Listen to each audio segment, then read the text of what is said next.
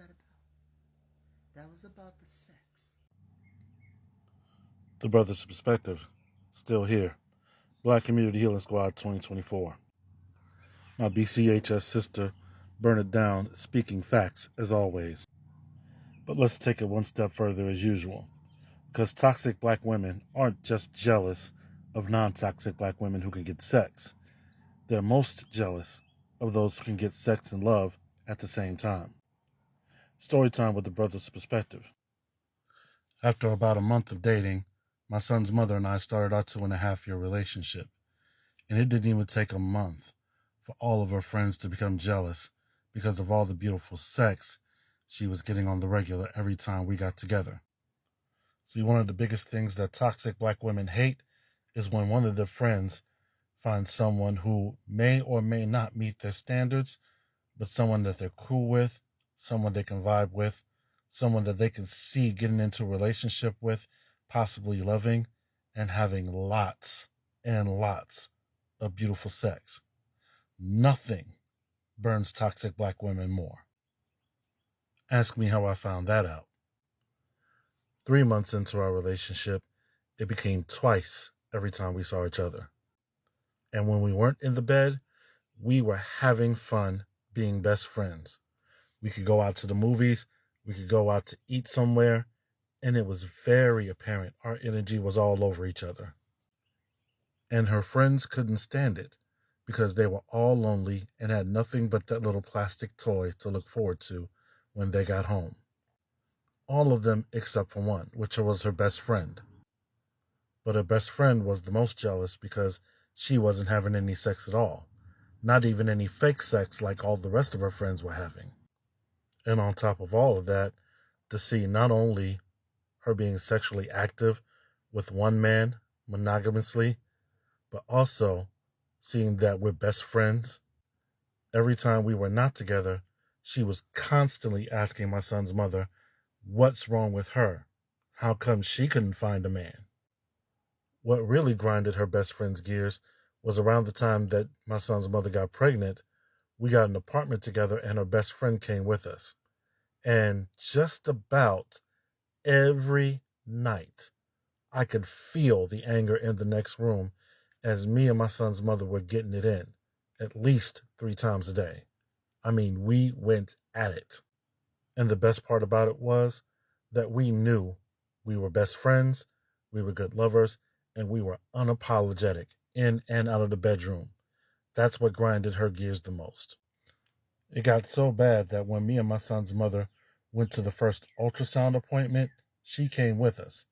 And in the middle, when one of the doctors excused themselves to go check on something, she tried to check me by saying to my face, if you break her heart, you'll answer to me. And I told her as bold as all get out, you don't even have to worry about that. Save your breath. It's not going to happen. And guess what? I kept my word. And we kept getting it in right up until the day before she was about to have our first son. No cap. And up until the time we went to the hospital, her friends would call every week at least to ask her, what do you see in him? How do you know he's any good? How do you know he won't leave you once you have the baby? Blah, blah, blah. They couldn't even stand the fact that when we went to the hospital to bring my son into the world, I was there. And after about a month after we brought my son into the world, we got another apartment. And at first, the best friend came with us, but she moved out 3 months later because we were still going at it. And on top of that, while raising our son together. Now, I didn't share this personal story for the purpose of boasting, because I'm not a boastful person, nor do I judge my worth by how much sex I can have with a woman. But I'm a believer in beautiful sex where love is involved. Now, these days, because I'm a believer and I'm not as backslidden as I was then, my whole game is different. You want me? Commit to me. But I shared that story to say this. If you, as a non-toxic black woman, think all black women in your friend circle are your friends, get a man where you can be best friends with them, the best of lovers, and have lots and lots of beautiful sex when you know they're not getting it as much as you are. And mark my words, you will see a bunch of Judases pop up in your friend circle. But let's not stop the teaching here. Let's bring in 2 more facts. Number 1, for the benefit of non-toxic black women.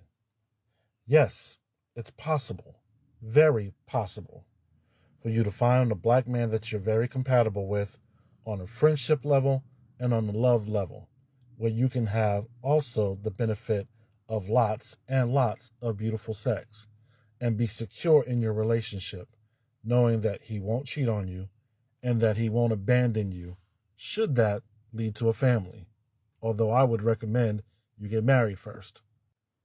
Second, when you do, expect to lose some friends. Not because you changed all of a sudden, but because you gained something that they cannot. They don't have the character for it. They don't have the heart for it.